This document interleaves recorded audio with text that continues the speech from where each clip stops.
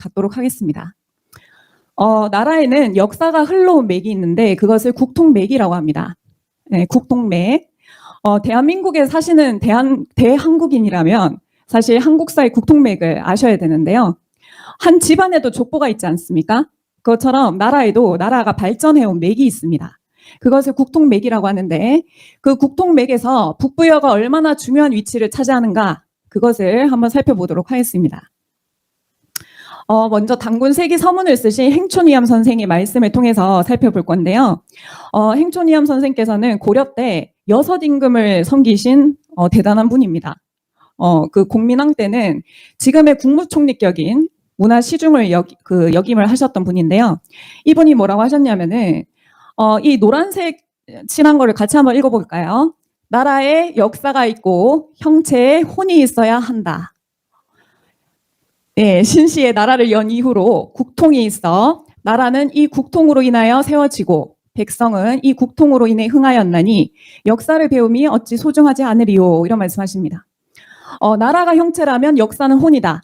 이 나라에는 나라가 흘러온 맥이 있고 그것이 형체고 그 맥을 따라서 역사 정신이 흐른다. 역사의 혼이 흐른다. 이런 말씀을 하시는 것이죠. 그래서 그 나라의 맥을 국통이라고 하는 것이고 이 국통을 아는 것만이 사실 역사를 아는 첫 걸음이다. 그리고 굉장히 중요한 부분이다라는 말씀을 하십니다. 그래서 이 국통을 알므로 인해서 우리 9,000년 역사의 역사 정신 또한 제대로 알 수 있는 것인데요. 우리나라 한국사의 국통맥, 보통 선생님들 우리나라 한국사 몇 년으로 배우셨어요? 예, 맞습니다. 반만년, 만년의 반. 그러니까 대략 한 5,000년의 역사를 배워 오셨어요. 그게 뭐냐면은 바로 이제 단군 조선으로부터 지금까지를 이제 5,000년의 역사로 이야기를 하는 것인데요. 사실 놀랍게도 단군 조선 이전에 황국과 배달이라는 나라가 있었다라는 것이 밝혀지고 있습니다. 역사가 성립을 하려면 관련 문헌이 있어야 되고요. 그리고 고고학 유물, 그리고 유적이 동시에 뒷받침이 돼줘야 되는데 그 모든 것들이 세상에서 이제 때를 만나서 모습을 드러낸 거예요. 그래서 관련 문헌도 세상에서 드러나고 관련 유적 유물들이 동시에 이제 발굴이 되면서 우리의 역사가 더 유구했구나, 더 길었구나라는 것이 밝혀지고 있습니다. 선생님들 옛날에 단군의 후예다 이런 말씀 들어보셨죠? 예, 우리는 단군의 뭐 자손이다, 후예다 이런 말씀도 들어보셨지만 요즘에는 우리는 어떤 민족입니까? 예. 요즘에는 뭐 무의식적으로 남녀노소 뭐 할 것 없이 배달의 민족 이런 얘기를 하는데요. 사실상 뭐 여기 계신 선생님들은 아주 어릴 때부터 배달의 민족을 늘상 들어오셨을 거예요. 그런데 이제 요즘 청소년들은 배달의 민족 어플로 그나마 이제 알고 있는 것도 다행이라고 생각을 하는데 그 배달의 민족을 만든 CEO도 우리는 배달결의라는 얘기를 해왔었다. 그래서 밝은 땅에 사는 민족이다. 라는 뜻을 중의적으로 담기 위해서 배달의 민족이라고 브랜딩을 했다. 이런 얘기를 합니다. 그래서 실제로 단군 조선 전에 배달국이라는 나라가 있었고요. 그리고 그전에는 황국이라는 나라가 있었다라고 해서 이렇게 되면은 사실상 우리나라 역사가 9,000년으로 길어지게 됩니다. 굉장히 유구한 역사가 이제 모습을 드러내는 거죠. 그런데 학교에서는 주로 사국시대로부터 이어지는 이 역사를 주로 반복적으로 배워왔습니다. 이 역사는 한 2,000년밖에 안 돼요.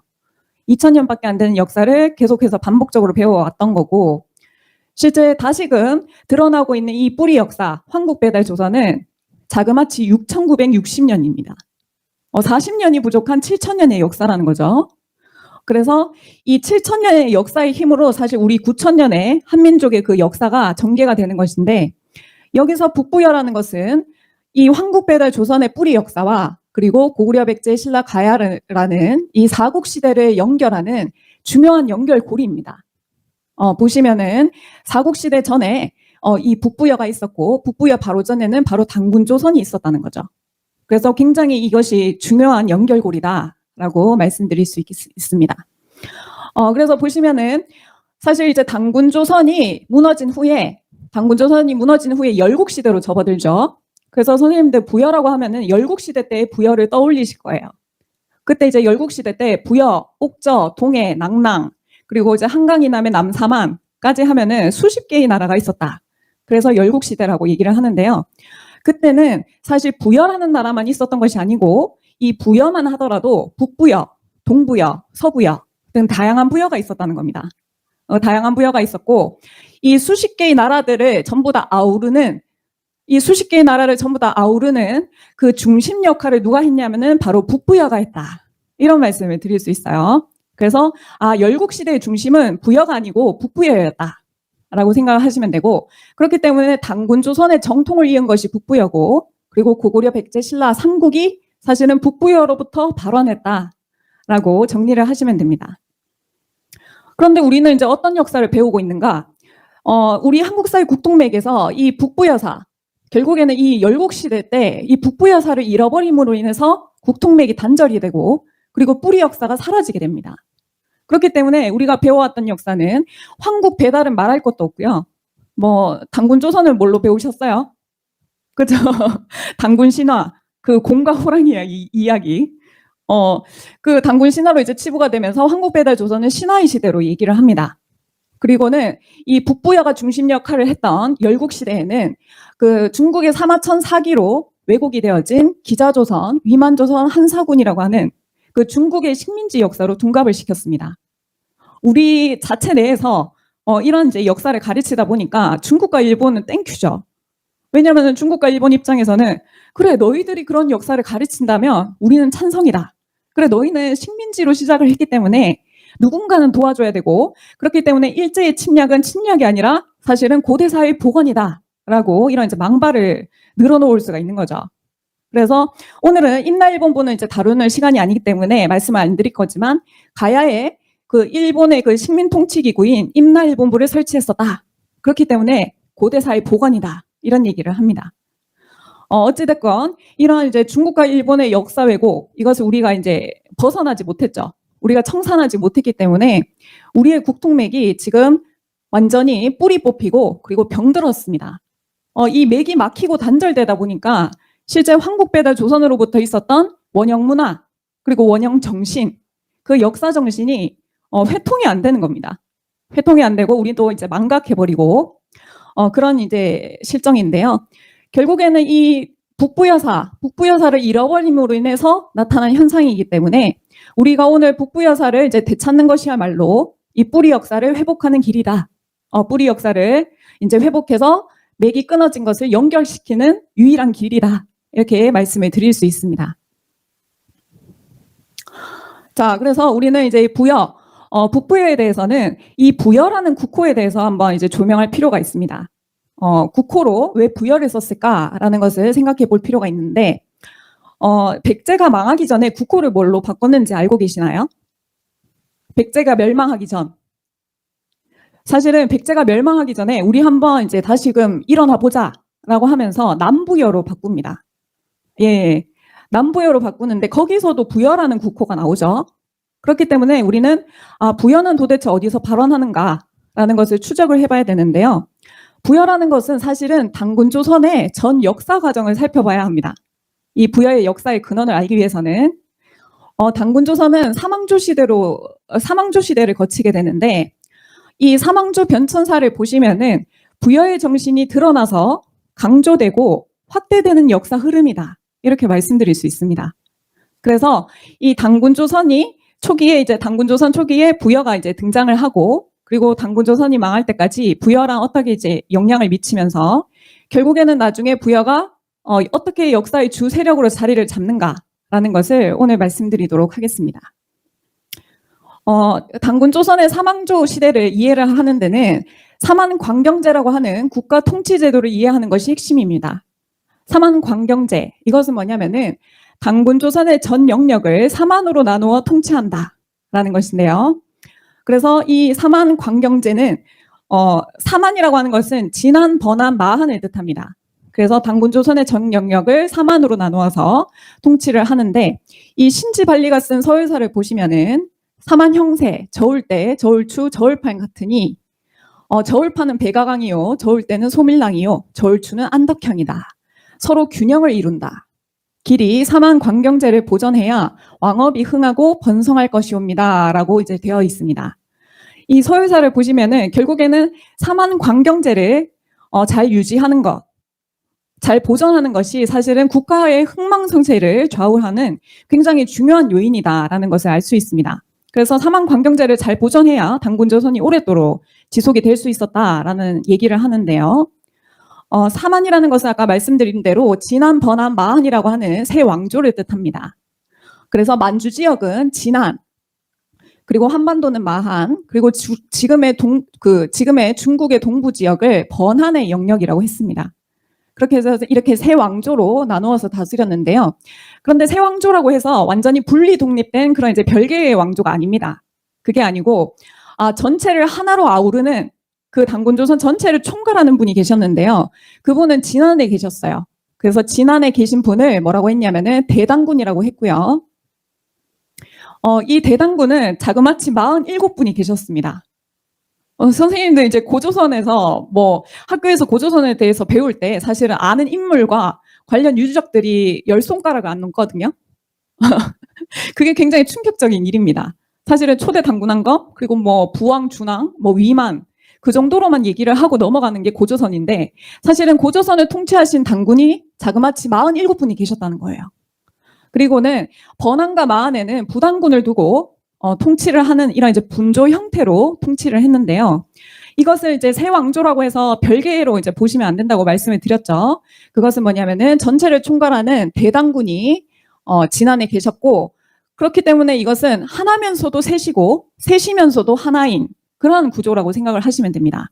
그래서 셋으로는 보이지만 결국에는 전체를 총괄하는 대당군이 모두 이제 정치를 했다는 거죠. 그래서 전체를 이제 관할하시는 분이 계셨다라는 것을 기억을 하셔야 되고요. 그렇기 때문에 부당군도 뭐 많이 계셨지만 사실은 진안을 중심으로 당군조선의 역사가 전개가 되었기 때문에 당군조선을 통치하신 당군은 몇 분인가라고 했을 때는 47분, 47분의 대당군을 생각을 하시면 됩니다. 그래서 이러한 당군조선은 이러한 당군조선을 47분의 당군이 통치를 하셨고 총 2096년 동안 지속이 된 대제국이라고 생각을 하시면 됩니다. 그래서 대륙을 호령하던 이 대륙조선을 통치하던 그 시대가 바로 이 당군조선의 실체다라고 말씀을 드릴 수가 있고요. 그리고 이제 진안을 중심으로 당군조선의 역사가 전개가 되기 때문에 보시면은 진안에서는 수도를 총 2번 옮깁니다. 2번 천도를 하면서 총 3왕조 시대가 전개가 되는 것이죠. 그래서 송화가 아사달에서 1왕조 시대, 그리고 백악산 아사달에서 2왕조 시대, 장당경 아사달에서 3왕조 시대가 열리게 되고요.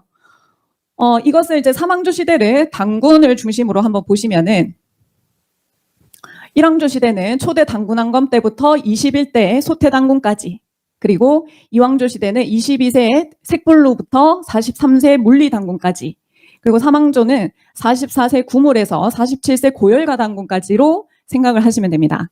그렇게 해서 이제 총 47분의 당군의 역사가 이제 펼쳐지는 것이죠. 그런데 오늘은 이제 47분의 당군의 치적을 세세히 말씀드릴 수는 없고요. 오늘은 이제 주제에 맞게 당군조선의 3왕조 변천사와 더불어서 이 부여가 어떻게 드러나는지 그것을 알려드리도록 하겠습니다. 먼저 1왕조입니다. 부여의 근원을 이제 살펴보면은 초대 당군왕검까지 거슬러 올라가게 되는데요. 초대 당군왕검께는 4분의 아드님이 계셨습니다. 혹시 아시는 분 계신가요? 좀 이제 생소하실 거예요. 초대 당군왕검께는 4분의 아드님이 계셨는데 그분들이 바로 부루, 부, 부소, 부여입니다. 이 4분의 아드님이 계시는데 여기서 바로 이 막내 아들이신 부여라는 인물이 등장을 하죠. 예, 오늘의 이제 주제와도 밀접한 인물입니다. 이 부여라는 인물은 어떤 인물일까라는 것을 살펴봐야 되는데 규원사와 당군기를 보시면은 이 4분의 아드님에 대해서 언급을 하고 있습니다. 뭐라고 하냐면 부루는 물과 땅을 잘 다스렸다라고 되어 있죠. 그래서 실제로 중국에서 9년 홍수가 생겼을 때 이 부루태자를 통해서 물을 다스리는 법인 오행치수지법을 전수했다라는 기록이 있습니다. 그만큼 물을 잘 다스리셨겠죠. 그리고 이제 둘째 아드님이신 부우는 그러니까 의술에 이제 정통하신 분, 의술에 뛰어나신 분으로 알려져 있고, 그리고 부소 같은 경우에는 불을 만들었다고 되어 있죠. 그래서 선생님들 부싯돌 아시나요?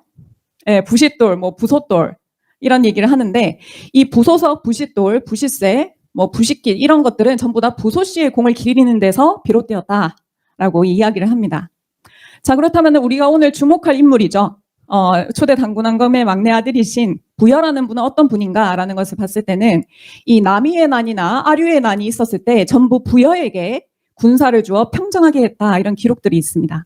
이것을 보면은 부여라는 분은 주로 난을 진압하거나 난을 평정하는 데 쓰임을 받았구나라는 것을 알 수가 있고, 이런 이제 기록으로 미루어 짐작을 할 때 부여라는 분은 군권을 가지고 뭐 무인적인 기질을 가진, 어떻게 보면 이제 군사력으로 활동을 했던 분이다라는 것을 알 수가 있습니다.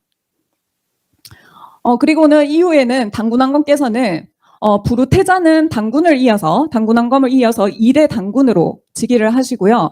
나머지 세 아들은 모두 서쪽 땅의 제후로 봉합니다.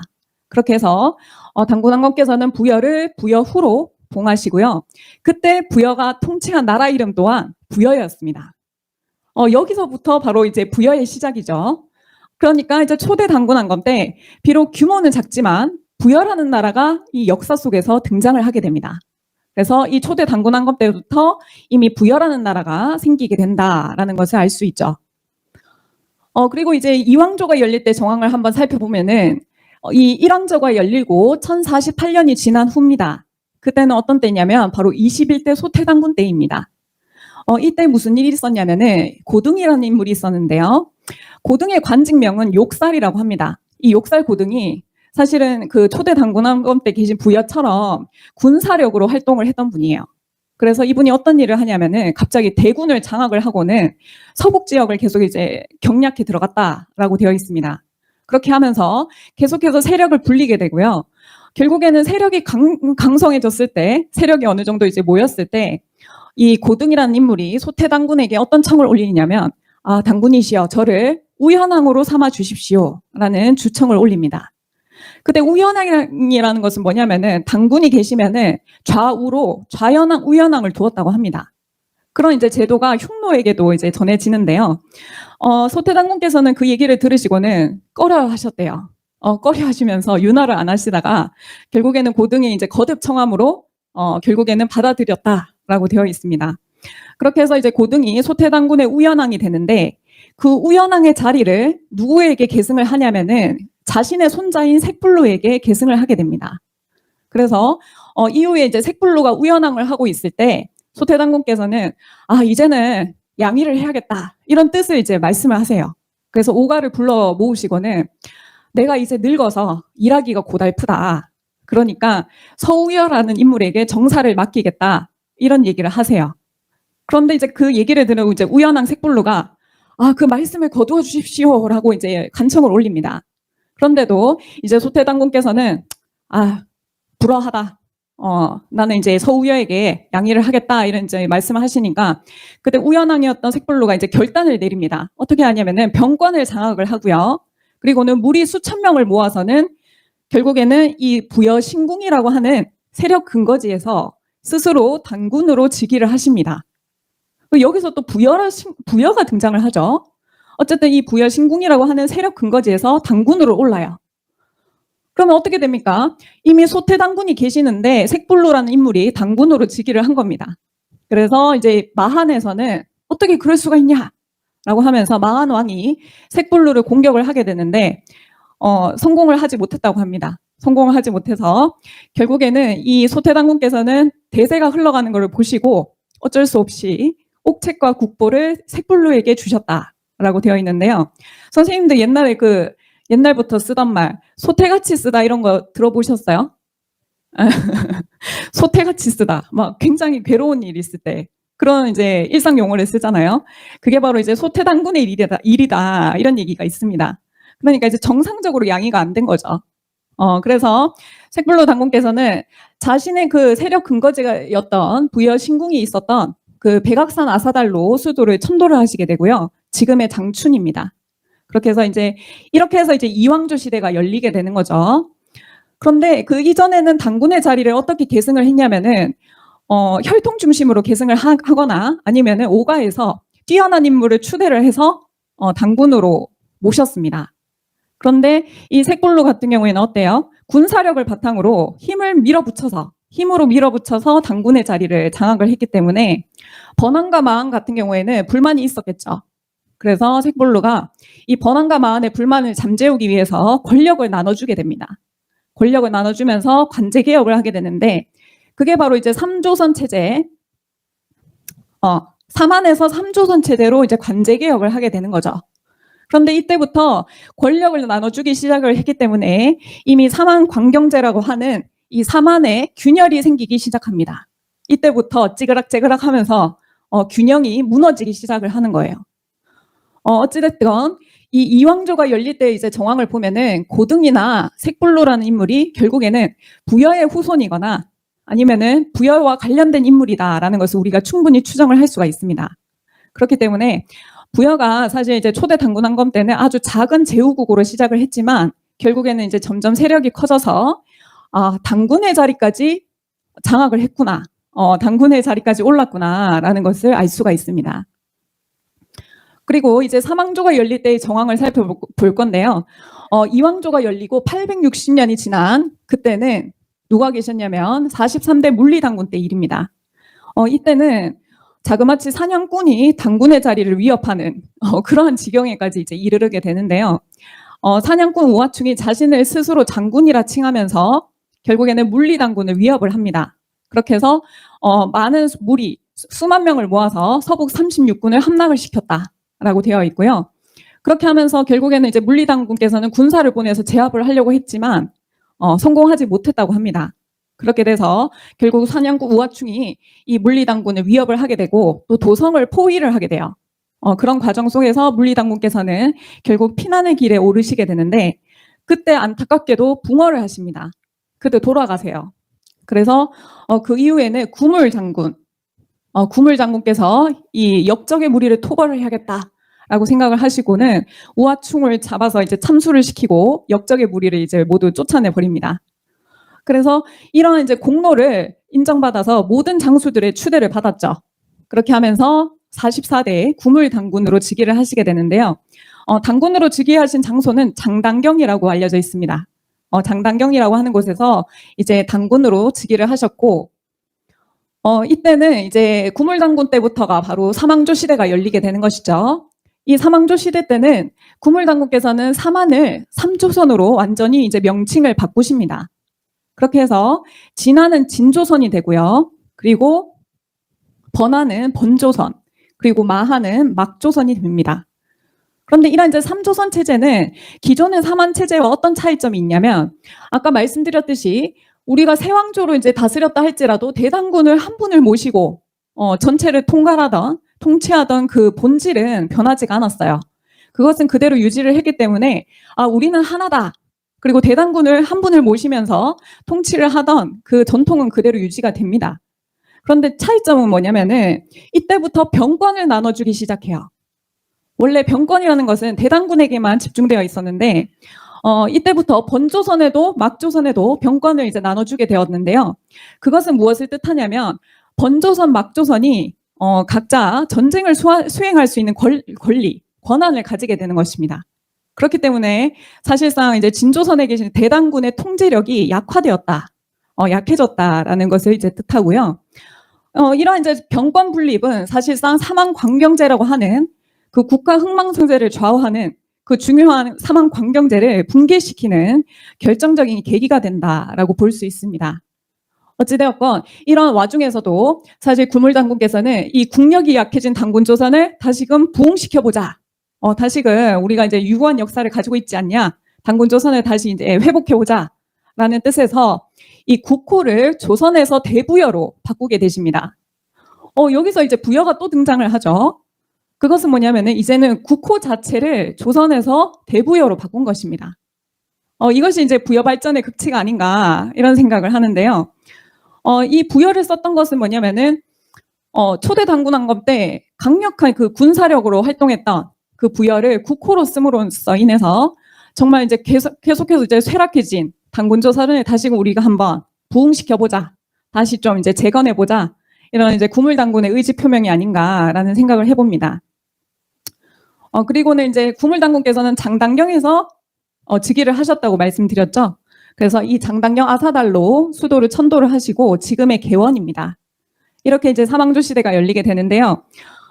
지금까지 이제 보신 바대로 당군조선의 사망조 변천사를 보면은 사망 관경제가 약화되면서 당군조선은 쇠락의 길을 걷습니다. 그런데 그 아이러니하게도 그 과정 속에서 부여가 드러나고 강조되고 또 확장되는 모습을 보입니다. 그러니까 결국에는 조선이 약화되는 과정은 반대로 부여가 드러나는 과정이다. 부여가 강조되는 과정이다라고 생각을 하시면 되고요. 다시 한번 정리를 해보자면은 1왕조 때 부여라는 작은 제후국이 생깁니다. 그리고는 2왕조가 열릴 때는 부여와 관련된 인물, 그러니까 부여 신궁을 세력 근거지로 해서 부여를 또 2왕조를 열었죠. 그렇기 때문에 부여와 관련된 인물이 당군의 자리에까지 오르게 됐다라고 이제 정리를 할 수가 있고, 그리고 3왕조가 열릴 때는 나라 국호 자체를 이제 부여로 바꾸게 됩니다. 그러니까 부여 발전에 어떤 정점을 찍은 거죠. 그렇게 해서 이제 3왕조 시대가 지나게 되는데, 이렇게 보시면은 결국에는 부여의 기원이라는 것은 부여의 어떤 작은 제후국, 초대 당군왕검 때 있었던 작은 제후국으로부터 시작을 했지만, 그 부여가 발전해서 결국에는 조선 자체를 부여라고 부르는 시대까지 오게 된 것입니다. 그러니까 이제 조선을 부여라고 부르는 시대가 된 것이죠. 당군조선, 조선 이렇게 부르지 않고 이제 대부여, 부여로 부르는 시대에 이제 접어들었습니다. 그렇기 때문에 이후에 생기는 이 당군조선 전체, 이 만주 지역 그리고 한반도 그리고 중국의 동부 지역을 이제 두루 다 통치를 하던 이 당군조선을 대부여라고 이제 명칭을 했기 때문에 그 이후에 생기는 북부여라든지 동부여, 졸본부여, 남부여 이런 이제 부여들은 부여라는 국호를 함부로 쓸 수가 없는 겁니다. 그렇기 때문에 앞에 방위를 붙이던지 아니면 이제 지역 명칭을 붙이는 거예요. 생각해 보십시오. 북부여, 남부여, 동부여 이런 것들을 보면은 만약에 처음 생긴 국호라면은 방위를 붙일 필요가 없겠죠. 그런데 이 당군조선 전체를 대부여라고 불렀기 때문에 북부여라는 의미는 뭐냐면은 대부여에서 그쪽에서 이제 북쪽 지역을 이어받았다. 이런 의미가 있는 것입니다. 그래서 이런 이제 대부여를 이제 기반으로 해서 다양한 부여들이 생겼다라고 말씀을 드릴 수가 있고요. 그렇다면 오늘 이제 우리의 핵심 주제죠. 이제는 당군조선 사망조 변천사를 거쳐서 이 북부여가 등장을 할 때인데요. 북부여는 대부여 말기, 그러니까 당군조선의 사망조 말기 상황을 살펴봐야 합니다. 보시면은 46대 보울당군 때 일인데요. 그때는 한계라는 인물이 병사를 이제 데리고는 궁궐을 침범을 합니다. 그리고는 자신이 보울당군을 밀어내고는 임금의 자리에 오르게 되는데요. 그때 상장고열가라는 인물이 이 한계를 격파를 합니다. 격파를 하고는 원래 계셨던 보울당군을 다시 모셔오죠. 다시 모셔오게 되고, 그런데 이렇게 이제 난을 진압한 이후에도 나라의 상황은 계속해서 좋지 않았다고 알려져 있습니다. 그래서 나라 살림이 좋지 않았고 국력이 계속해서 쇠약해졌다라고 알려져 있고, 결국에는 보울당군께서는 후사가 없이 돌아가시게 돼요. 그래서 많은 장수들이나 사람들의 어떤 사랑과 공경을 받았고, 또 이제 공로가 많았던 고열가를 이제 추대를 해서 당군조선의 마지막 당군이죠. 47대 고열가 당군이 되십니다. 근데 이 고열가 당군께서는 보시니까 사실은 이제 당군조선에 국력이 다 했구나, 국운이 다 했구나라는 걸 이제 내다보셨어요. 그래서 이제 당군조선은 어떻게 이제 손을 쓸 방도가 없겠다라는 것을 내다보시고는 고열가 당군이 제위 58년 되는 해에 이제는 내가 물러나겠다라는 뜻을 이제 말씀을 하십니다. 그래서 이제 내가 물러나겠으니 오가를 불러 모아서 현인을 택하여 당군으로 청거하라, 이런 이제 명을 내리시고는 고열가 당군께서는 산으로 들어가서 수도를 해서 선인이 되셨다, 이렇게 이제 기술이 되어 있습니다. 그런데 실제로 재밌는 것은 뭐냐면은 우리나라 불교 사찰의 특징인데요. 우리나라 불교 사찰을 가보시면은 석가모니를 모시는 대웅전 외에 산신각이라든지 칠성각 이런 이제 특이한 사찰들이 있습니다. 그 중에서 산신각을 가보시면은 항상 이 호랑이를 대동한 그 산신령 모습을 그려놓고 모시는데 그분이 바로 고열가 당군이다, 이런 얘기가 있습니다. 그래서 산으로 들어가서 신선이 대신 그분이 이제 그분 아니냐, 이런 것들 이제 이야기가 전해져 오고요. 그렇게 해서 이제 그 고열가 당군께서는 물러나시고 오가가 국사를 공동으로 집행하는 공화정 시대가 열리게 됩니다. 그렇게 해서 이제 공화정 시대가 한 6년 동안 지속이 되게 되는데요. 이제는 당군조선을 이은 북부여, 그 북부여를 세우신 해모수께서 등장을 하실 차례인데요. 이 해모수께서는 사실 고열가 당군이 퇴위하시기 1년 전에 웅침산이라고 하는 곳에 기도를 하시고는 북부여를 이미 세우셨습니다. 북부여를 세우셨는데 이제 대세를 보시고는 한 재위 한 8년쯤 되는 해에 이제 오가를 설득을 하시죠. 이제 내가 당군 조선을 이어서 통치를 하겠으니 너희들은 이제 공화정을 철폐하도록 하라. 이런 말씀하시고는 결국 오가의 공화정은 한 6년간 지속이 되다가 이제 끝맺음을 맺고 철회를 하고 이 해모수께서 당군 조선의 정통을 이어서 북부여를 이제 이어나가게 되십니다. 그래서 해모수라는 인물은 북부여의 시조이자 그리고 그때도 이제 당군이라는 관직명을 썼어요. 당군으로 추대가 되었기 때문에 북부여의 1대 당군이다라고 얘기를 합니다. 그리고 이제 북부여는 이 당군 조선 전체에서 북쪽을 차지했기 때문에 북부여다라고 얘기를 하는 것이죠. 근데 선생님들 4월 초파일 무슨 날로 알고 계세요? 네, 석가탄신일로 알고 계실 텐데 사실상 우리나라에서 지금 이제 석가탄신일로 이렇게 행사를 하고 있지만 원래는 우리는 무엇을 기념했냐? 사실 북부여의 건국일이 4월 초파일입니다. 네, 4월 초파일로 북부여 건국일을 이렇게 기념을 해왔었는데 지금은 이제 석가탄신일로 알려져 있고 단순히 그냥 무속신앙 수준에서만 이렇게 이제 기념을 하고 있는 모습을 보입니다. 그래서 이제는 한국사의 잃어버린 고리 북부여에 대해서 제대로 한번 살펴볼 텐데요. 북부여의 역사는 환단고기에서 굉장히 소상히 다루고 있습니다. 환단고기 중에서도 북부여기라는 이제 기록이 이 북부의 역사를 제대로 말을 해주고 있는데요. 북부여기뿐만이 아니라 가서본부여기는 사실상 동부여의 역사인데 그 동부의 역사도 북부의 역사이기 때문에 네, 같이 보는 것이 좋겠죠. 이 북부여기는 고려 말에 범장이라는 분이 쓰셨습니다. 그래서 이 범장이라는 분은 충신으로서 두 임금을 섬길 수 없다라고 얘기를 했던 두문동 72인 중에 한 분이십니다. 그러면 그만큼 정신성이 뛰어나시고 역사적인 인물이셨는데요. 이분이 남기신 이 북부여기가 북부여의 역사를 소상히 이제 전달을 하고 있고, 그런데 우리나라의 역사를 이제 살펴볼 때는 이 두 권의 사설을 또 이제 살펴봐야겠죠. 그것이 뭐냐면은 김부식의 삼국사기와 일연선사의 그 삼국유사입니다. 이 두 사서도 굉장히 중요한 사서인데, 삼국사기에서 이제 기록된 부여사를 보시면은 고구려 봉기 시조 동명성왕 그리고 백제 봉기 시조 온조왕의 다양한 부여들이 등장을 합니다. 그것은 뭐냐면은 오늘 주제가 고구려는 어디서 왔을까죠? 그런데 사실상 이 북부여는 고구려 백제 신라라고 하는 삼국이 태동된 근원지입니다. 그렇기 때문에 이 고구려 봉기 시조 동명성왕이라든지 고구려가 창업될 때 그리고 백제가 창업될 때 다 부여 얘기를 할 수밖에 없는 거예요. 왜냐하면은 둘 다 북부여에서 나왔기 때문에. 그리고 이제 삼국유사를 보시면은 북부여조도 있고 동부여조도 있고 고구려조 그리고 남부여와 전백제 북부여조가 있는데 여기 보시면은 부여가 없죠. 네, 부여라는 두 글자는 없습니다. 뭐 북부여라든지 동부여라든지 남부여 이런 이제 다양한 부여를 얘기를 하고 있는 것이죠. 그렇기 때문에 우리는 이 역사를 제대로 한번 살펴봐야 된다라는 것이고 그렇다면은 북부의 역사를 제대로 보려면은 환단고기를 볼 수밖에 없지만 그 중에서도 삼국유사 북부여조 이것이 또 다른 근간이 됩니다. 그래서 이 북부의 역사 맥을 잡을 때는 삼국유사 북부여조만으로도 그 기본적인 골격을 다 잡을 수 있어요. 그런데 여기 보여드린 이 전부가 사실은 삼국유사 북부여조의 전부입니다. 굉장히 짧죠?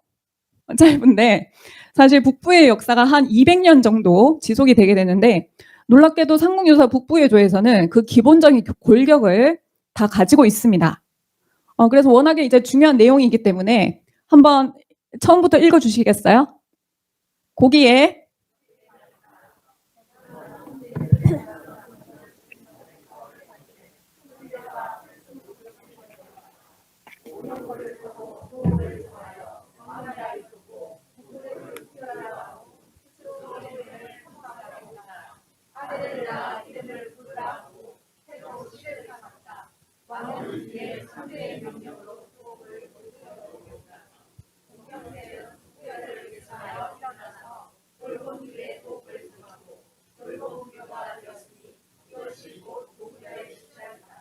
네, 이 짧은 글에 다 들어있다고 말씀을 드렸는데, 굉장히 압축적으로 전하겠죠. 왜냐하면 이것이 이제 200년의 역사의 큰 줄기니까요.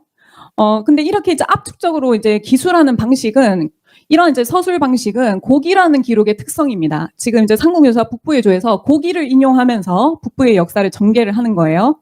네. 근데 이런 이제 고기라는 기록은, 삼국유사 고조선조에서도 인용을 하고 있거든요. 고조선조에서는 황국 배달의 역사를 이제 기술을 합니다. 그것을 보더라도 굉장히 압축적으로 전하기 때문에 사실상 압축을 하다 보면은 뭐 컴퓨터에서도 압축을 하다 보면 이제 파일 손상이 조금씩 일어나잖아요. 그것처럼 압축을 해서 기술을 하다 보니까 인물 관계라든지 여러 가지 사실 관계들이 살짝 이렇게 틀어지게 됩니다. 하지만 여기서 우리가 한 3가지 정도를 해결하고 나면은 사실상 삼국유사 북부의조만을 가지고도 우리가 이제 북부의 역사 맥을 제대로 잡을 수가 있다는 거죠. 그렇다면은 그 3가지가 뭐냐, 해결해야 되는 3가지가 뭐냐라고 말씀을 드린다면은 바로 해모수와 해부르의 관계입니다. 그리고 또 한 가지 덧붙이자면은 해모수와 고주몽의 관계. 이 인물 관계를 첫 번째로 해결을 해야 되고, 두 번째는 해부르 왕은 상제의 명령으로 도읍을 동부여로 옮겼다라고 되어 있는데, 이 상제의 명령의 실체가 뭐냐, 이 역사적 실체가 뭐냐라는 것을 두 번째로 이제 해결을 하셔야 되고요. 그리고 세 번째는 동명제가 북부여를 계승하기도 했고 졸본부여를 세웠다고 되어 있죠. 그렇다면 이 동명제라는 인물이 누구냐라는 것을 해결을 하면 이 북부여조를 통해서 북부의 역사맥을 복원할 수가 있습니다. 그래서 오늘 여기 계신 선생님들과 같이 한번 복원을 하는 작업을 해보도록 하겠습니다. 먼저 삼국유사 북부여조, 그 안에서 나온 그 핵심적인 4나라와 4인물이 있는데요. 이 4나라와 4인물을 꼭 기억을 하셔야 됩니다. 지금 이제 북부여 다루기로 했는데 뭐 다른 나라도 지금 얘기를 한다는 겁니까? 이렇게 생각을 하실 수도 있는데 그것이 아니라 사실 북부여, 동부여, 졸본부여, 고구려가 전부 북부여의 전체 줄거리 안에 있는, 북부의 역사 안에 있는 나라들입니다. 그렇기 때문에 이 4나라를 기억을 해 주셔야 되고요. 그리고 이 4인물은 누구냐면은 북부여를 해모수께서 세우셨고, 동부여를 해부르가 세우셨고, 또 졸본부여를 동명제가 세우셨고, 고구려는 고주몽이 세우셨다라고 생각을 하시면 됩니다. 그래서 아까 이제 보신 삼국유사 북부의조에서는 고주몽은 없었죠. 고주몽은 없었는데 고구려는 뭐 고주몽이 세웠다, 너무나도 이제 자명한 사실이니까 제가 한번 이제 덧붙였습니다. 그래서 이 북부의 역사를 복원하는 데 있어서는 이 4나라와 4인물을 기억을 해주셔야 되고요. 그렇다면은 첫 번째부터 한번 이제 해결에 들어가도록 하겠습니다. 보시면은 국호를 북부여라 하고 스스로 이름을 해모수라고 했다. 그러니까 해모수가 북부여를 세웠다라고 되어 있죠. 그리고 그분에게는 아들이 있었는데 이름을 부르라 하고 해로 씨를 삼았다. 그러니까 아들은 해부르다, 이렇게 얘기를 하고 있습니다. 그런데 과연 그 해모수와 해부르가 부자 관계가 맞냐? 그 인물 관계가 사실상은 이제 틀어지게 되는데요. 재밌는 것은 삼국유사에서는 다양하게 해모수와 관련된 인물들을 언급을 하고 있는데 삼국유사 내에서도 인물 관계가 맞지 않습니다. 그것을 보여드리면은 삼국유사 내에 있는 북부여조에서는 해모수의 아들을 해부르로 얘기를 합니다. 방금 보셨죠? 예, 그 기록입니다. 그런데 재밌게도 또 동부여에서는 해부르에게는 아들이 없어서 굉장히 슬퍼하면서 눈물을 흘리면서 기도를 하고 이제 돌아다니고 있었는데 금빛 개구리 형상의 어떤 아이를 보게 됩니다. 그래서 그 아이를 주워와서는 금빛 개구리라는 뜻의 금화라고 이름을 짓고는 아들로 삼죠. 그래서 해부르의 아들인 금화, 그리고 금화의 아들은 대소다. 이 관계가 이제 동부여에 나와 있습니다. 그런데 고구려조, 삼국유사의 고구려조를 보시면은 해모수의 아들은 또 고주몽이다라고 나옵니다. 근데 그 고주몽을 이 해모수의 고손자죠. 이렇게 되면 이제 한참 대수가 차이 나는데 이 고주몽이 대소와 갈등 관계인 것처럼 그려놨어요. 이렇게 되면 어떻게 됩니까? 지금 고주몽과 대소가 같은 인물일 수 있을까요? 지금 해부르도 그 해모수의 아들이고 고주몽도 해모수의 아들이니까 뭔가 대수가 안 맞죠. 예. 그래서 삼국유사 내에서도 이 인물 관계가 다 안 맞습니다. 그런데 주몽 드라마를 만들 때는 이 고구려조의 내용을 채택을 했어요. 그래서 왜냐하면은 뭐 드라마 만들 때는 갈등 요소가 필수지 않습니까? 그래서 이 고주몽과 대소의 이제 갈등 관계를 그리기 위해서 해모수를 어떻게 하냐면은 금화의 절친으로 설정을 합니다. 그 무리수를 두는 거죠. 그렇게 하면서 이제 인물 관계가 다 틀어지게 되는데, 그렇다면 해모수와 해부로, 그리고 해모수와 고주몽의 관계는 어떤 관계인가라는 것을 살펴봐야 되는데, 해모수는 북부여를 건국을 하셨고 해부로의 아버지다. 그리고 해부로는 동부여를 건국하셨고 해모수의 아들이다라고 하면서 부자 관계로 얘기를 하지만 사실상 어떤 관계이냐면 증조부와 증손자 관계입니다. 네. 그리고 해모수와 고주몽은 어떤 관계인가? 자, 북부여 건국하셨죠.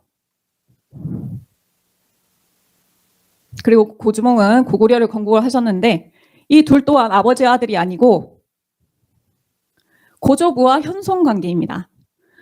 자손에게는 높을 꽃자를 안 쓴다고 하더라고요. 그래서 이제 현손이라고 하는데 자그마치 뭐 해부로와는 3대 차이가 나고 또 고주몽과는 4대 차이가 나는 관계입니다. 그런데 왜 부자 관계가 되었나라는 것을 봤을 때는 아까 동부여든 고구려든 다 북부여와 관련이 있다 이런 말씀을 드렸잖아요. 근데 북부의 역사를 우리가 잃어버리다 보니까 북부의 건국자와 그리고 동부의 건국자가 아버지와 아들이 돼버리고 또 북부의 건국자와 고구려의 건국자가 아버지와 아들이 되는 것입니다. 결국에는 북부 여사를 잃어버려서 그런 일들이 생겨나게 되는 것이죠. 그렇다면 과연 그런 관계가 맞냐 증명을 해드려야 될 텐데 광개토 태양비문이라고 하는 금성문을 보시면은 출자 북부여다 이렇게 되어 있습니다. 광개토 태양은 고구려의 태왕이죠. 그러니까 고구려는 북부여로부터 나왔다 이렇게 분명히 기술이 되어 있습니다. 그래서 북부여를 이었다. 북부여를 이어서 이제 고구려가 나왔다 이런 얘기를 하고요. 그리고 삼국사기라든지 신당서를 보시면은 그 당태종에게 이제 신하인 가은충이 이런 얘기를 올립니다. 고구려에 대한 비희가 있습니다. 비밀스러운 그런 어떤 예언이 전해져 오는데 당나라 장수 80세가 되는 당나라 장수가 고구려가 900년이 되는 해에 고구려를 멸한다고 되어 있습니다. 그런데 마침 고구려는 지금 900년입니다. 라고 말씀을 올리는 장면이 기술되어 있어요. 그때 또 당나라 장수 이적이 마침 또 80세였어요. 그런데 선생님들 고구려를 몇 년으로 배우셨어요? 네? 네, 그렇죠. 700년으로 배우셨죠. 그런데 왜 당나라 사람들은 그때 고구려는 900년이다 이렇게 말씀을 올렸을까? 그것은 뭐냐면은 고구려는 출자 북부여로부터 나왔고 북부여가 한 200년의 역사를 가지고 있기 때문에 그것을 합쳐서 고구려는 900년이다 이렇게 얘기를 했다는 겁니다. 그러니까 고구려의 연원이 너무나도 분명하죠. 북부여로부터 고구려가 나왔고 고구려의 역사를 북부여까지 합쳐서 생각을 했다는 겁니다. 그리고 또다시 광개토 태양 비문으로 이제 돌아가 보시면 광개토 태양 비문에는 광개토 태양은 17세 손이다라고 되어 있습니다. 광개토 태양은 고구려의 태왕이기 때문에 고구려를 세우신 고주몽으로부터 세손 계보도를 보면은 17세가 아니고 13세입니다. 뭔가 4세가 부족하죠. 그건 뭐냐면은 이것 또한 출자 북부여죠. 그러니까 해모수, 북부여를 세우신 해모수로부터 세손 계보도를 이제 계산을 하면은 광개토 태양은 정확히 17세입니다. 그러니까 이 광개토 태양 비문이라는 거는 뭐냐면은 역사가 많이 흘러서 시간이 많이 흘러서 후대가 기록을 한 것이 아니고 광개토 태왕의 아들이신 장수왕이 비문을 기록을 하신 거예요. 그러니까 당대 고구려인들의 그 역사인식 상황을 너무나도 잘 보여준다 이렇게 생각을 하시면 되겠죠. 그러니까 당대 고구려인들도 우리는 북부여에서 나왔고 북부여를 세우신 해모스를 그들의 시조로 삼는다, 태조로 삼는다라는 인식이 있었다는 겁니다. 그렇기 때문에 이렇게 이제 세손 계보도를 보면은 결국에는 해모수와 고주몽이 4대 차이가 나는 고조부와 현손 관계다라는 것을 알 수가 있습니다. 그리고 이제 두 번째 해결해야 되는 문제는 바로 이것인데요. 해부로왕은 뒤에 상제의 명령으로 도읍을 동부여로 옮겼다라고 되어 있는데 이것은 이제 동부여의 건국 과정이겠죠. 과연 이 동부여가 이 상제의 명령으로 도읍을 옮겼다고 하는데 이 상제의 명령이 뭐냐라는 것을 살펴봐야 됩니다. 고구려의 그 건국서를 보시면은 삼국유사나 삼국사기에서 다루고 있는데 내용이 대동소이합니다. 보시면은 해부르의 대신 아람불이라는 인물이 있었는데 해부르의 대신 아람불의 꿈에 상제 또는 천제, 천신이라는 인물이 나타나서 뭐라고 얘기를 하냐면 이걸 한번 읽어주세요. 장차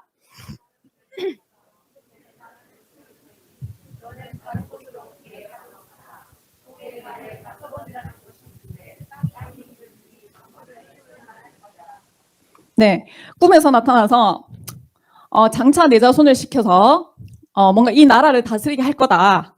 그러니까 이제 헤브루는 지금 그 북부여를 통치하고 있었어요. 근데 뭔가 상제, 천신, 천재라는 인물이 나타나서 내 자손으로 하여금 여기를 통치하게 할 테니 너는 동쪽의 가서번이라고 하는 곳으로 가서 나라를 세워라. 이런 얘기를 했다는 겁니다. 그런데 삼국유서나 삼국사기를 보면은 다소 신화적인 요소로, 신화적인 어떤 구조로 전해지고 있기 때문에 이것의 어떤 실체를 정확히 알 수가 없어요. 그런데 놀랍게도 환단고기를 보시면은 그 역사적 정황을 비교적 소상하게 전달을 하고 있습니다. 얘기를 하고 있는데요. 보시면은 동명국의 고두마칸이라는 사람이 헤브루에게 사람을 보내서 얘기를 합니다. 뭐라고 하냐면은 나는 천재의 아들이다. 아까 상제, 천재, 천신이 내 아들을 보내서 여기 통치하게 하겠다. 이런 기록이 있었죠. 근데 바로 나는 내가 천재지자다. 내가 천손이다. 라고 이제 부르짖으면서 내가 여기에 이제 도읍을 하고자 하니까 임금은 이곳을 떠나도록 하시오. 이렇게 얘기를 합니다. 그렇게 하면서 결국에는 이제 임금께서 난감해서 괴로워하시다가 굉장히 괴로워하시다가 사실은 돌아가셨어요. 돌아가시고 그분의 아우인 헤브루가 즉위를 했는데 헤브루가 즉위했을 때는 이제 그 전에 말을 안 들으니까 이번에는 고두마칸이라는 인물이 군대를 보냅니다. 이제 사람 보내서 이제 말이 안 통하니까 군대를 보내시죠. 군대를 보내서 이제 계속 얘기를 하니까 몹시 난감해하면서 결국 국상인 아람불이 주청하기를 동쪽에 기름진 땅이 있다고 합니다. 그래서 가서번 쪽으로 옮기시죠. 라고 하시면서 결국에는 헤브루가 가서번 땅으로 옮겨서 가서번 부여 혹은 동부여를 건국을 하게 되는 것입니다. 그러니까 이런 어떤 교차 검증을 해보시면은 삼국사기, 삼국유사에서는 신화적인 형태로 다소 이제 애매모호하게 전해지는 것들이 이 환단고기에서는 역사적인 실체로서 이 상제의 명령의 그 원 실체가 뭐냐라는 것이 너무나도 명확히 이제 드러난다는 것이죠. 그래서 오늘 이제 선생님들께서는 여기서 고두마칸이라는 인물을 새롭게 아시게 되는 겁니다. 이 고두마칸이라는 인물은 북부여사에서 가장 숨겨져 있고 가장 알려져 있지 않은 인물, 그 인물이라고 할 수 있는데요. 결국에는 이렇게 해서 기존의 북부여 세력이었던 헤브루가 동쪽으로 옮겨서 동부여를 세우게 됐다라고 이해를 하시면 되겠죠. 그리고는 그 자리에 누가 들어오시겠어요? 그렇죠. 고두마칸이 이제는 북부여를 통치하는 시대로 접어들게 됩니다. 그래서 이제 그 다음 이제 구절이 해소가 되는데요. 그게 뭐냐면은 북부여를 계승했다. 그리고 졸본부여를 세웠다라고 되어 있죠. 이 인물 또한 누구겠어요? 동명제가 바로 고두마칸인 겁니다. 예. 그래서 이 기존의 북부여 세력을 물러나게 하고 그렇게 하면서 이제 북부여를 통치하고 그리고 졸본부여도 세우신 분이 바로 이제 고두마칸이라는 인물인데요. 선생님도 원래 이제 동명이라고 하면 누구를 떠올리셨어요? 예? 예, 동명성왕 누구? 고주몽 떠올리셨죠? 예. 고주몽을 동명이라고 얘기를 한다. 동명은 고주몽이다. 이런 얘기를 이제 많이 들어보셨을 텐데. 네. 사실은 이제 그 동명이라는 시호를 가장 처음 쓰신 분은 고두마칸이라는 인물입니다.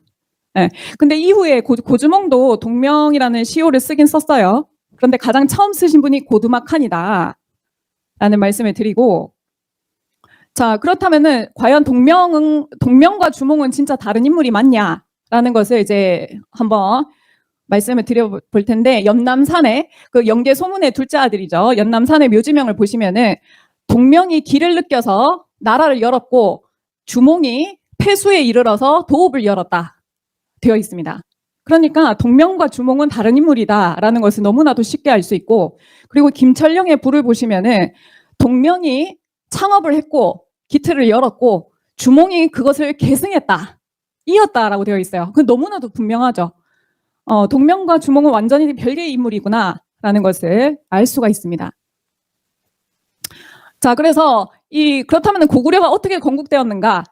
아까 주몽 드라마에서 보듯이 뭐 연타발의 상인인 소선호와 이렇게 결혼을 하는 거냐, 뭐 아무런 맥도 없이 무에서 유를 창조하는 거냐, 뭐 여러 가지 고구려 건국설이 있는데, 이 고구려의 이제 건국설 중에서 뭐 삼국유사, 삼국사기 여기서 가장 빈도 높게 나오는 그 설이 뭐냐면은 졸본부여를 세운 고두마칸, 동명제와 고주몽은 다른 존재라고 말씀드렸잖아요. 그런데 결국에는 고주몽이 졸본부여의 왕위를 물려받았다. 이것이 가장 빈도가 많습니다. 그래서 고구려의 건국설로 볼 때는 이것이 맞다라고 볼 수가 있는데 삼국유사 삼국사기 고구려 본기를 보시면은 지금 이제 기소라 원문들이 대동소이합니다. 같은 내용인데 글자 수만 다른 거예요. 그래서 삼국사기 고구려 본기를 이제 중심으로 보시면은 주몽이 졸본부여에 이르렀다 되어 있죠. 네. 졸본부여에 이르렀고 졸본부여의 왕이 아들이 없었다. 그런데 주몽을 보니까 비범한 인물임을 알고는 그 딸을 주어서 사위로 삼았다. 그 딸을 주어서 이제 처로 삼게 했다. 그래서 주몽을 사위로 삼았다는 거죠. 그리고는 졸본부의 왕이 이제 돌아가시고 주몽이 그 위를 이었다라고 되어 있습니다. 그러니까 졸본부여는 뭐냐면은 아까 고두막한이라는 인물이 이제 헤브르를 이제 물러나게 하고 북부여를 이제 계승을 했잖아요. 그런데 그 이후에 졸본부여라는 이제 그 나라도 세우셨던 분이 고두막한입니다. 그래서 졸본부여라고 하면은 후기 북부여다 이렇게 생각을 하시면 돼요. 그래서 북부여도 통치하시고 졸본부여도 세우신 그 고두막한을 생각했을 때는 졸본부여는 후기 북부여다 이렇게 생각을 하시면 되고, 결국에는 고주몽이라는 인물이 뭐 아무런 기반 없이 갑자기 이제 세력을 규합을 해서 뭐 점점 세력이 이제 커진 것이 아니고 졸본부여로 들어왔다는 거죠. 졸본부여로 왔고, 그리고 졸본부여에 이제 아들이 없어서 사위로 삼았다가 왕위를 이어받았다라고 생각을 하시면 됩니다. 자, 그렇게 해서 이제 삼국유사 북부여죠. 세 가지를 해결을 했기 때문에 이 맥이 보이실 겁니다. 자, 해모수가 북부여를 건국을 했죠. 그리고 증손자인 헤브르에 이제 이르러서는 헤브르는 고두막한의 외압으로 이렇게 해석을 하시면 됩니다. 상대의 명령은 고두막한의 외압으로 이제 동쪽으로 이동해서 동부여를 세웠다. 그리고 고두막한은 북부여를 계승을 했고 또 졸본부여도 세웠으니 이 졸본부여가 곧 후기 북부여 시대다라고 생각을 하시면 되고요. 그때 이 고주몽이 졸본부여로 와서 결국에는 국호를 고구려로 바꾼 겁니다. 그러니까 북부여를 이어서 완전히 기반 없이 뭐 무에서 유를 창조한 것이 아니고 북부여를 이어서 국호를 고구려로 바꿨다라고 생각을 하시면 되죠. 자, 이렇게 해서 이제 기본적인 맥을 잡았고요. 아까 말씀드린 대로 한당고기가 굉장히 소상하게 북부의 역사를 이제 전개를 하고 있기 때문에 이 북부여를 중심으로 한 주변 정세, 다른 나라들은 어떻게 되며 또 삼조선 체제가 어떻게 막을 내리게 되냐라는 것들을 한당고기를 보셔야 됩니다. 그래서 보시면은 47대 고조선 말기죠. 47대 고열가 당군 때 이제 고열가 당군이 퇴위하시기 1년 전에 해모수께서 기두를 하셔서 북부여를 세우셨고, 자, 이제는 오가 공화정을 이제 그만두라, 철회를 하라 이런 말씀하셔서 결국에는 당군 조선의 정통을 이어서 북부여 시대가 열리게 됩니다. 자, 그런데 번조선 상황, 정기 북부여 때 번조선에는 누가 있었냐? 기준이 있었는데요. 이때 누가 망명을 오게 되죠? 들어보셨나요? 준왕 때. 예, 맞습니다. 위만이라는 인물이 위만 많이 들어보셨죠? 위만이라는 인물이 기준에게 망명을 신청을 합니다. 근데 그때 말씀드렸듯이 사만 광경제라고 하는 것을 이 진조선을 중심으로 했던 전통이 있었기 때문에 기준이 해모수에게 여쭤봅니다. 위만이라는 인물을 받아들여도 될까요? 이런 이제 여쭤보게 되는데 해모수께서는 받아들여 주지 마라 이런 말씀하십니다. 근데 그때 해모수께서는 병세가 깊으셨어요. 병세가 깊으셔서 결국에는 이 일을 마무리 짓지는 못하셨고요. 기준도 몇 번 이제 때를 보다가 때를 놓쳐서 결국에는 위만을 받아들이게 됩니다. 위만을 받아들여서 직책까지 주게 되고, 그 이후에는 해모수, 이 번조선에 있던 최숭이라는 인물이 이 대동강 평양 쪽으로 오면서 낭랑국을 세우게 됩니다. 근데 선생님들 한사군의 낭랑군과 최숭의 낭랑국은 다릅니다. 예, 다르죠. 이 낭랑국은 호동왕자와 낭랑공주 그 이야기가 무대가 되는 그런 나라입니다. 그리고 이제 2대 모수리 당군에 이르러서는 위만이 배은망덕하게 기준을 몰아내죠. 그래서 기준이 결국에는 한반도 남쪽으로 마한의 땅으로 이제 들어오게 되고요. 그리고 이 위쪽에 살던 당군 조선의 유민들이 마찬가지로 한강 이남 쪽으로 몰려들게 되면서 남사만이 또 생겨났다. 이렇게 하면서 결국에는 막조선은 막을 내리게 됩니다. 그리고 3대 고해사 당군 때는 옥저, 뭐 동해 이런 이제 여러 나라들이 주변국이 생기게 되고요.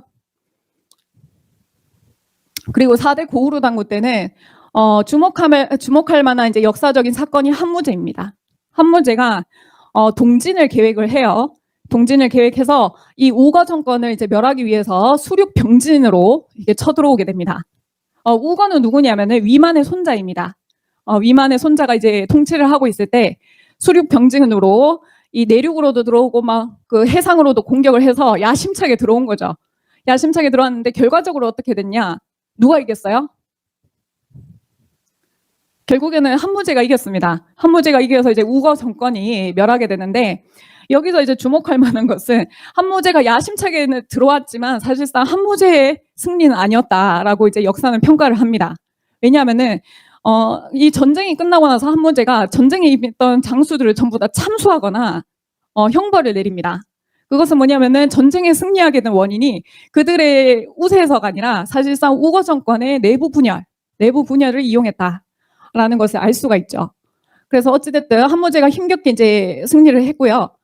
그리고는 한사군을 설치를 했다고 알려져 있고, 그리고 한무제가 더더욱 이제 자신감을 가지고 어찌됐든 이제 승리는 했기 때문에 더더욱 이제 동쪽으로 진군을 하자라고 해서 북부여를 공격을 하게 됩니다. 그런데 그때 이제 통치자께서는 4대 고우르 당군이셨는데 대처에 능숙하지 못했던 것 같아요. 그래서 결국에는 한무제를 제대로 막아내지 못할 뻔했는데 이때 바로 이제 구국의 영웅이죠.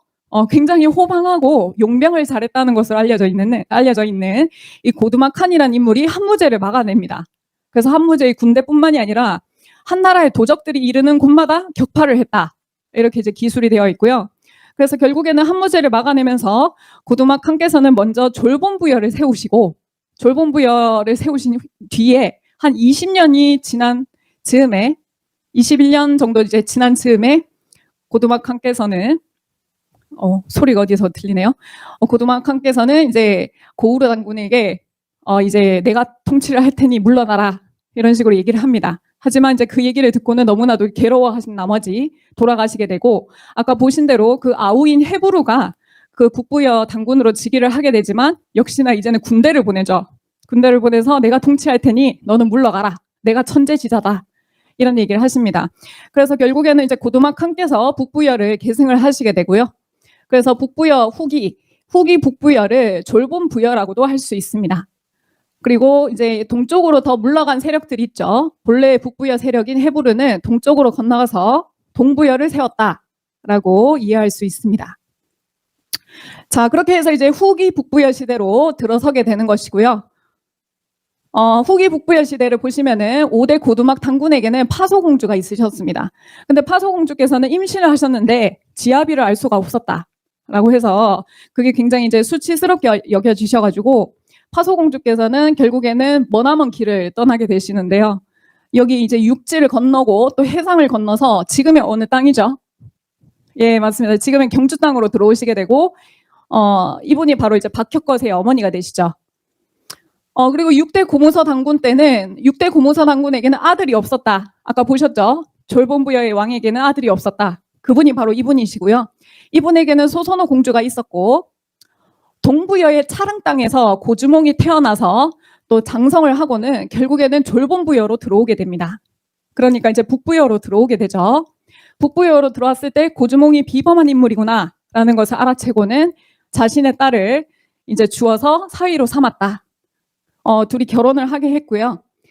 이 둘 사이에서 바로 비류온조가 태어나게 됩니다. 그러니까 비류온조는 뭐 우태라는 사람의 아들이 아니라 사실상 고주몽과 소선호의 아들인 거죠.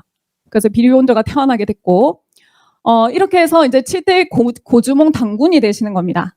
왜냐하면 왕위를 이었기 때문에. 그래서 고주몽은 북부여의 7대 당군이자 고구려의 1대 태왕이다. 이렇게 생각을 하시면 맞습니다. 이렇게 이제 7대 고주몽 당군이 되셨지만 이후에 고구려로 국호를 이제 바꾸게 되시는 거죠.